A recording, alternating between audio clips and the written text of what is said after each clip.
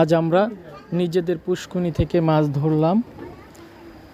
অনেকগুলো পাঙাশ মাছ, তেলাপিয়া মাছ আছে, কিন্তু পুষ্কুনিতে পানি বেশি হওয়ার কারণে তেলাপিয়া মাছ আমরা পেলাম না, শুধু পাঙ্গাস মাছগুলো পেলাম। কিন্তু পাঙ্গাস মাছগুলোর অনেক কাঁটা, যেটা আমাদের ব্যাগের ভিতরে আটকানো আছে, ওই কারণে আমরা এখন খুলতে পারতেছি না। তার জন্যে খুবই কষ্ট হচ্ছে খুলতে। আমরা এখন বটি দিয়ে কেটে তারপরে মাছগুলো বের করা লাগবে। আর মাছগুলো আমাদের নিজস্ব পুষ্কুনির, এগুলো খেতে খুব সুস্বাদু, আমরা খেতে খুব পছন্দ করি। তাই আমাদের পুষ্কুনিতে শুধু তেলাপিয়া মাছ আর পাঙ্গাস মাছ, এই দুইটাই ছাড়া হয়, এছাড়া অন্য কোনো মাছ ছাড়া হয় না। পাঙ্গাস মাছগুলো খেতে খুবই ভালো লাগে আমাদের কাছে। আমরা আজকে অনেকগুলো পাঙ্গাস মাছ ধরেছি, প্রায় 10 কেজির মতো। এগুলো সব আমরা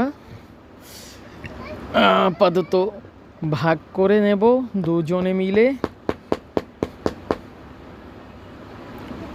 আর আমিও মাঝে মধ্যে একটু কাঁচা কাঁচা খাই। কাঁচা পাঙ্গাস মাছ খেতে আমার কাছে খুব ভালো লাগে।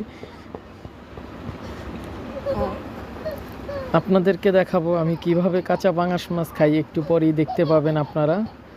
আমরা কাঁচা পাঙ্গাস মাছও কিন্তু খাই, আমি খাই, এটা অন্য কেউ খায় না।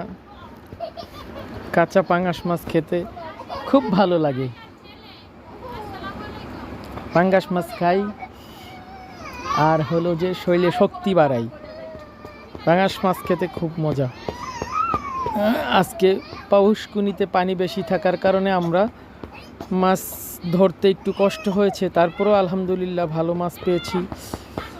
যা ধরেছি খুব ভালো, অনেকগুলো মাছ পেয়েছি।